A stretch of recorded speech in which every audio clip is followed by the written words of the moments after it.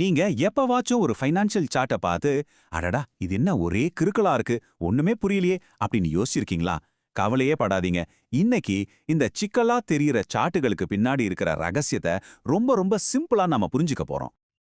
வாங்க, இந்த ஒரு சுவாரஸ்யமான கேள்விக்கு நம்ம பதில் தேடுவோம்.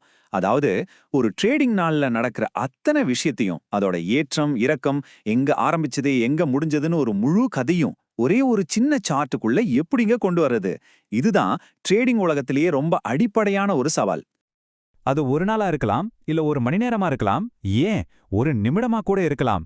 எந்த ஒரு ட்ரேடிங் பீரியடையும் நாம முழுசா புரிஞ்சிக்க நமக்கு தேவையானது வெறும் 4 முக்கியமான டேட்டா பாயிண்ட்டுங்க.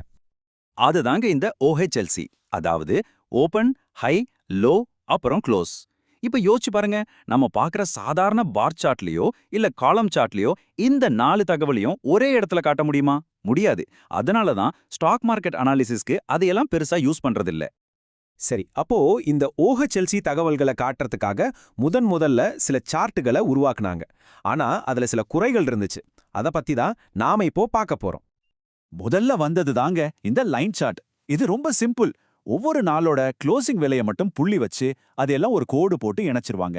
இத வச்சு மார்க்கெட் பொதுவா மேல போகுதா இல்ல கீழ வருதான்னு ஒரு ஐடியா கிடைக்கும். ஆனா இதோட மிகப்பெரிய மைனஸ் பாயிண்ட் என்ன தெரியுமா? இது ஓபன், ஹை, லோ இந்த 3 முக்கியமான விலையும் சுத்தமா கண்டுக்கவே கண்டுக்காது. அடுத்து வந்தது தான் பார் சார்ட். இது லைன் சார்ட்டை விட ஒருபடி மேல போய் அந்த 4 டேட்டா பாயிண்ட்டையும் காட்டிடுச்சு. எப்படின்னா, நடுவுல ஒரு நீளமான கோடு இருக்கு பாத்தீங்களா? அது அந்த நாளோட ஹை மற்றும் லோ விலையை காட்டுது. அதுல இடது பக்கம் ஒரு சின்ன கோடு வெளியே நீட்டிட்டு இருக்கும். அதுதான் ஓபன் பிரைஸ். அதே மாதிரி வலது பக்கம் இருக்கிற சின்ன கோடு க்ளோஸ் பிரைஸ். சிம்பிள். சோ, இப்ப என்ன பிரச்சனைனா, லைன் சார்ட் ரொம்ப சிம்பிளா இருந்துச்சு, ஆனா முக்கியமான தகவலை மிஸ் பண்ணிடுச்சு. பார் சார்ட்டோ எல்லா தகவலையும் கொடுத்துச்சு, ஆனா அதை பார்த்தாலே ஒரு மாதிரி குழப்பமா கசகசன்னு இருந்துச்சு. பேட்டர்ன்ல கண்டுபிடிக்க ரொம்ப கஷ்டமா இருந்தது. இதனால இது ரெண்டையும் விட ஒரு பெட்டரான தீர்வு வேணும்னு ஒரு தேவை உருவாச்சு. அந்த இடத்துல தான் நம்ம ஹீரோ என்ட்ரி கொடுக்கறாரு. இன்னைக்கு உலகத்துல இருக்கிற அத்தனை ட்ரேடர்களும் விரும்பி பயன்படுத்துற, பார்க்கறதுக்கு ரொம்ப அழகாவும் அதே சமயம் ரொம்ப சக்தி வாய்ந்ததாவும் இருக்கிற அந்த தீர்வு, அதுதான் ஜப்பானிய கேண்டில் ஸ்டிக். இதுக்கு பின்னால ஒரு சின்ன ஆனா சுவாரஸ்யமான கதை இருக்கு. யோசிச்சு பாருங்க. 18ஆம் நூற்றாண்டிலேயே ஜப்பான்ல அரிசி வியாபாரம் செஞ்சவங்க மார்க்கெட் விலையை கணிக்கிறதுக்காக இதை கண்டுபிடிச்சிருக்காங்க. ஆனா ரொம்ப வருஷமா இதை வெளியே தெரியாம இருந்து 1980கள்ல ஸ்டீவ் நிசன் ஒரு ட்ரேடர் தான் இதை வெஸ்டர்ன் வேர்ல்டுக்கு கொண்டு வந்து சேர்த்தாரு. இன்னைக்கு பாருங்க, உலகத்துல எல்லா ட்ரேடர்களுக்கும் இதுதான் டிஃபால்ட் சாய்ஸ். சரி, கதையெல்லாம் போதும். இப்போ ஒரு கேண்டில் ஸ்டிக்கை எப்படி ரீட் பண்றது, அதாவது அதை புரிஞ்சுக்கிறதுன்னு நாம கத்துக்கலாம் வாங்க. சத்தியமா சொல்றேன், இது ரொம்ப ரொம்ப ஈஸி. ஒரு கேண்டில்ல மொத்தம் 3 பாகம் தாங்க. முதல்ல நடுவுல அகலமா ஒரு செவ்வகம் மாதிரி இருக்குல்ல, அதுக்கு பேரு ரியல் பாடி. இதுதான் ஓபன் மற்றும் க்ளோஸ் விலைய காட்டுது. ரெண்டாவதா அந்த பாடிக்கு மேல ஒரு மெல்லிய கோடு போகுது பாருங்க, அது அப்பர் ஷேடோ. அது அந்த பீரியடோட அதிகபட்ச விலைய காட்டுது. மூணாவதா பாடிக்கு கீழே இருக்கிற கோடு, அது லோவர் ஷேடோ. அது குறைந்தபட்ச விலைய காட்டுது. அவ்வளவுதான். இப்போ கலருக்கு வருவோம். ஒருவேளை க்ளோஸ் விலை ஓபன் விலையை விட அதிகமா இருந்துச்சுன்னு வச்சுக்கோங்க. அதாவது விலை ஏறி இருக்கு. அப்படி உருவாகிற கேண்டிலுக்கு பேரு தான் புல்லிஷ் கேண்டில். இது மார்க்கெட்ல வாங்குறவங்க ரொம்ப ஸ்ட்ராங்கா இருக்காங்கன்னு காட்டுது. பொதுவா இந்த கேண்டில் பச்சை நிறத்துல இருக்கும். சில சமயம் நீலம் அல்லது வெள்ளை நிறத்துல கூட காட்டுவாங்க. இதுக்கு அப்படியே ஆப்போசிட் தான் பேரிஷ் கேண்டில். அதாவது க்ளோஸ் விலை ஓபன் விலையை விட கம்மியா இருந்தா, சிம்பிளா சொன்னா விலை இறங்கி இருந்தா அது பேரிஷ். இது மார்க்கெட்ல விக்கிறங்க கை ஓங்கி இருக்குன்னு அர்த்தம். இந்த கேண்டில் பொதுவா சிவப்பு நிறத்துல இருக்கும். ஸோ ஜஸ்ட் அந்த கலரை பார்த்த உடனேயே அன்னைக்கு விலை ஏறிச்சா இல்ல இறங்குச்சான்னு நம்மளால டக்குன்னு சொல்லிட முடியும். இங்க ஒரு சிம்பிளான ரூல் இருக்கு.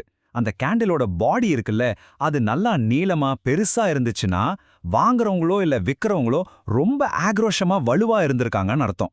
அதே சமயம் அந்த பாடி ரொம்ப குட்டியா சின்னதா இருந்துச்சுன்னா மார்க்கெட்ல ஒரு குழப்பமான சூழல் நிலவுது, வாங்குறதா விக்கிறதான்னு யாருக்கும் சரியா தெரியலன்னு நம்ம புரிஞ்சுக்கலாம். ஓகே, இது வரைக்கும் நாம ஒரே ஒரு கேண்டிலை பத்தி மட்டும் பேசிட்டு இருந்தோம். ஆனா ட்ரேடிங்கிறது ஒரு கேண்டில் இல்லையே. இப்போ இன்னும் கொஞ்சம் பெரிய பிக்சரை பார்க்கலாம். அதாவது சரியான டைம் ஃப்ரேமை செலக்ட் பண்றது எவ்வளவு முக்கியம் என்னதை பத்தி நாம தெரிஞ்சுக்க போறோம். இங்க பாருங்க, டேட்டாங்கிறது தகவலாவும் இருக்கலாம், இல்ல இறைச்சலாவும் இருக்கலாம். ஒரு ட்ரேடரா நீங்க இரைச்சல்ல இருந்து தகவலை வடிகட்டணும். இது எவ்வளவு உண்மையான வார்த்தை தெரியுமா? நமக்கு கிடைக்கிற எல்லா டேட்டாவும் யூஸ்ஃபுல் கிடையாது.